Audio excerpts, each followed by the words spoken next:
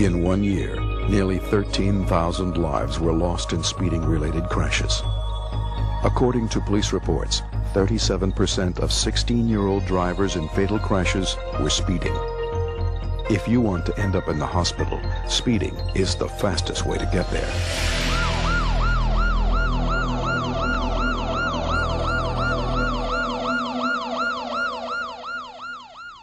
I drive as fast as the road will let me. My dad says he feels comfortable when I drive, but my mom won't get in the car with me. I drive very different when my mom's in the car. I'm a lot more nervous, which probably isn't a good thing, but I try not to drive with her in the car because she's hopping all over the front and back seat and freaking me out. She gets in the car, she's like, oh my God, stop. She puts her hand on the dashboard and everything. When I have some real jerk pull up next to me, he thinks he's in a real nice car, and he tries to fly off the line or whatever, and I catch up to him in like 5 seconds and just blow by him. Makes me feel good, that's all. He'll sit at a light and he'll be, and start tapping the wheel or something, and he wants to go. There are times when I'm riding with her when I'll have to remind her of the speed limit. I thought I could go faster, and all of a sudden the car would start shaking. And I know a lot of drivers that speed, which are terrible drivers, but I consider myself a pretty good driver. I taught David how to drive the car, and I think that David is a pretty good driver, although at times I think David drives a little too fast. The speedometer on my car goes up to 85, and I guess I've had it 2-3 inches past 85.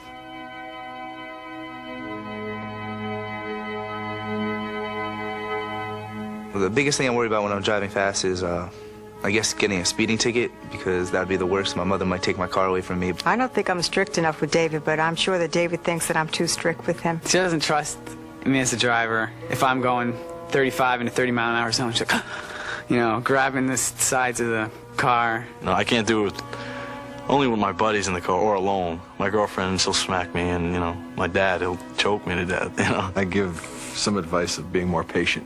Yeah, he's impatient sometimes driving. I think I'm a little more comfortable at ease a driver than Barrett. My mom has more experience on the road, but I have the skill. Sometimes I probably cut corners, so to speak, when they're not there. It might be a macho thing, I don't know. I had no idea that my dad was a wild driver. I told him to slow down a little bit.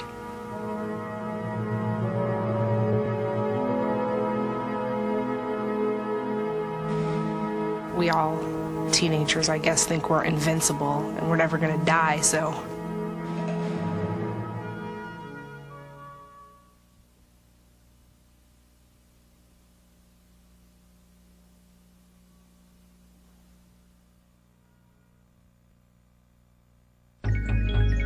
More teenagers are killed in auto crashes at night than during the day. In cities that have imposed curfews on teenagers, total crashes have been reduced by 23%. Agree on a reasonable time to be home before your time runs out.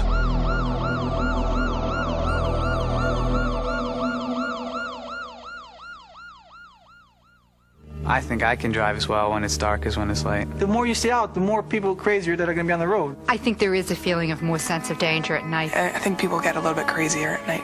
The minute they are a minute later than they're supposed to be, accident is the first thing you think about.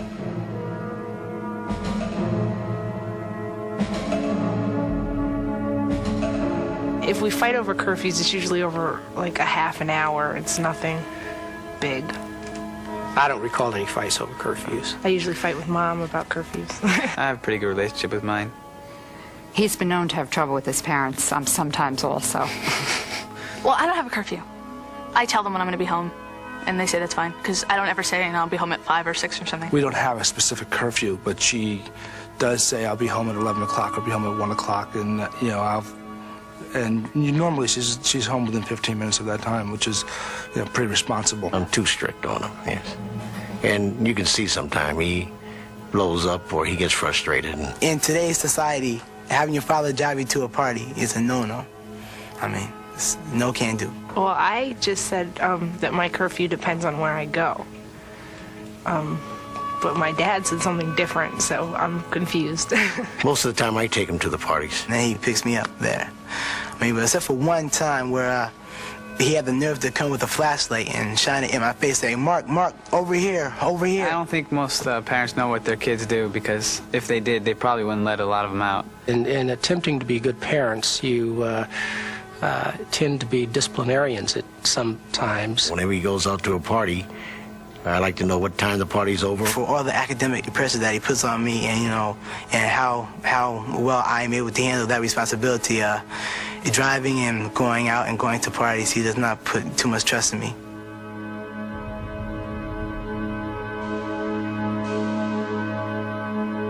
He says, I'm going to a party. I say, where's the party? He won't tell me. If he doesn't tell me, I don't let him go. I think most parents like to feel that they know what is going on in the evening when their kids are out with the car or with friends in the friend's car. Yeah, my mother stays up. She looks in the window, until everybody's home sleeping. I guess we just take the screams, I mean, if I'm out and I know I'm going to be late, I try to call. I think a lot of kids rebel a lot more if they don't communicate with their parents, or if their parents don't let them do a lot more things. Yeah, you do what your parents don't want you to. Exactly. It's kind of nature.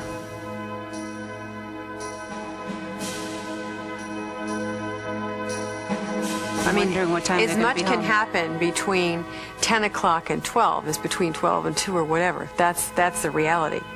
But it's the parent who's lying there wondering, and I just don't really sleep till I hear the door close and I know they're in. My mother, she's the type of mother, she doesn't go to sleep unless everybody's in the house. I think we all like to feel we do know what's going on. Sometimes there's a little fear that perhaps you really don't know what's going on. But we do talk about it, and when Barrett leaves the house, we supposedly know where he will be. It's nothing to be afraid of, Ma.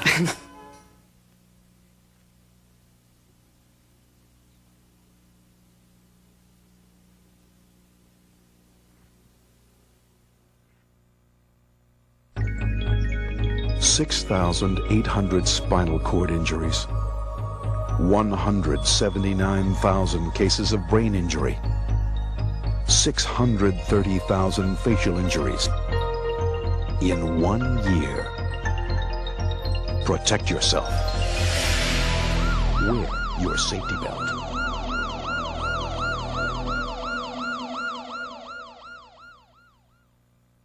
If I sit in the car and I don't have my seatbelt on, I get nervous, even if I'm just going down the street. I only wear my safety belt when I'm driving, usually, or if I'm in the front seat. The seatbelt, I think it just annoys me, just the feel of it.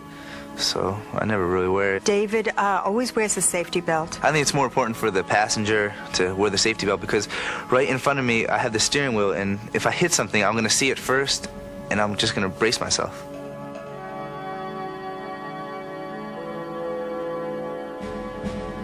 He doesn't even get in the car on the passenger side without putting a seatbelt on. With my dad in the car, if I didn't have my seatbelt on, he'd kill me, so. I think because he was in one accident, he had a seatbelt on, and his buddy went into the window, and he didn't, so that kind of reinforced it. And my passenger had a seatbelt on, and she didn't want to put it on, and I wouldn't start the car until she did. And in fact, she got bruises from the seatbelt, so if she hadn't been wearing the seatbelt, she really could have been hurt.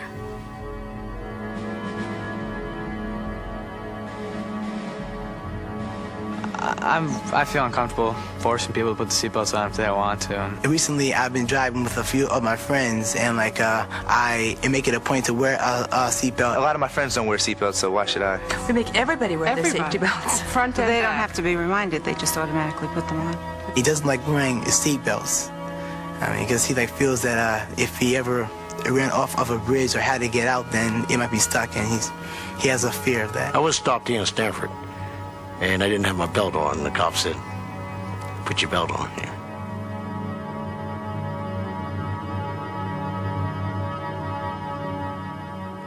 My brother and I had to get my parents in the habit of wearing their safety belts. I wear safety belts now. And we're not perfect either. That's one thing I always tell my daughter is I'm still learning too. Yeah, sometimes you learn from your kids, and this is one of those things we learn from my kids. Well, we have to teach them too, I guess.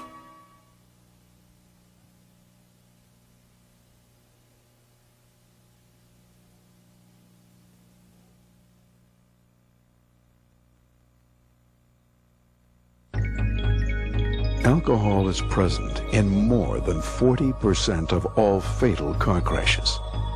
Alcohol involvement in auto crashes peaks on weekend nights. Have you ever gotten in a car with someone who had been drinking? Would you do it again?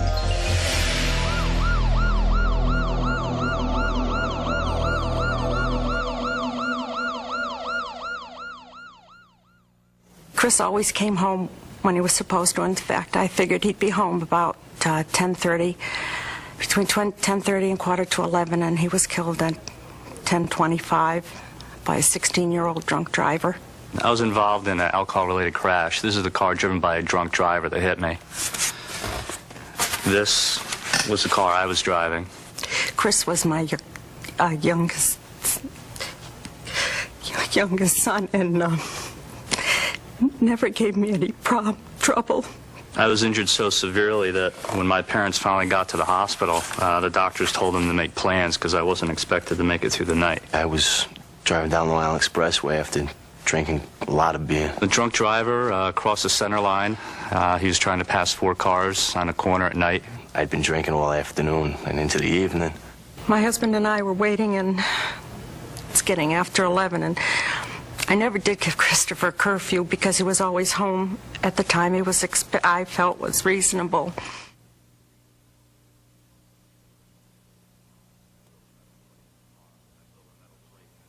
I still have a metal plate in this arm. There was a metal plate in my leg. I was doing well over 100 miles an hour driving down the expressway. All the bones in my face were broken. My nose was shattered and torn away from my face. And it was getting late. So my husband said, well, I'll go out and look for him. And he left. And I was at home with my daughter. My eyelid was torn off of my face. They had to sew that back on. The girl in the front seat and ended up pulling the emergency brake. Must have been about 12 o'clock or 1 o'clock. 2 policemen drive up. And as soon as I went out the door, just said, he's dead. And the policeman said yes. My jaw was shattered. My teeth were jammed backwards into my face. They had to give me a tracheotomy because I couldn't breathe on my own. And the car started spinning, doing 360s.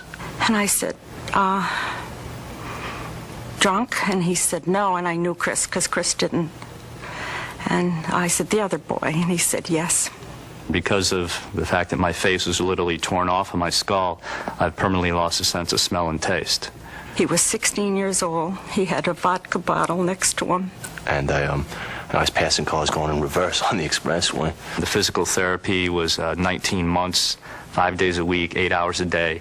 I ended up crashing into the divider in the middle. My husband came back later and had to go down to the morgue to identify Christopher. And then I pulled off the divider onto the right-hand shoulder, and the cops pulled up.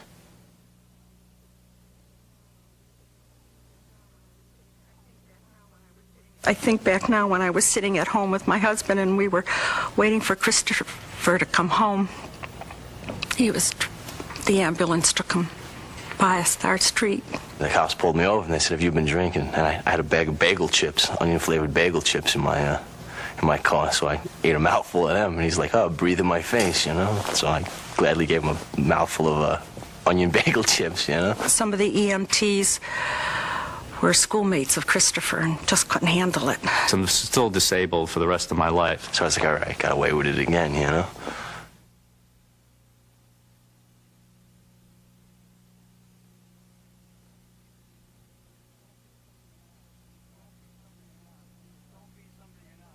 Don't be somebody you're not. Be yourself. You don't have to impress anybody. If your friends are pressuring, then get some new friends. Because exactly. Those aren't your real friends. Exactly. You listen non-judgmentally. Yes. The minute you start being disapproving, they'll climb up and they won't talk to you anymore. So you're very selective as to what and how you react to what they tell you. You also need availability. You always need to be, if they need to talk, you always need to be there. If it needs to be 3 in the morning, it's 3 in the morning. That's right. Our parents are going to try to bring us up the same way they were, their parents brought them up. So, my parents always told, don't look at your friends. Just, listen to us. I mean, we know which is good for you. And, I mean, we don't always listen. Yeah. We're teenagers. Try and talk. Because there are times when we don't talk, and we kind of make it a point of talking. We may go off in our own rooms or whatever, but we work it back out by the end of the night. It means a lot to me anyway. I hope it means a lot to him. Once they have a license and once they have access to a car, you really lose control over what they do. You can tell them no, and they can say, okay, I won't. I think it's a matter of responsibility. I think you have to really make your kids aware of that it's a big responsibility to get into a car. Period. If everybody drove like me, the world would be great. Having children is a license to worry. Renewable every day.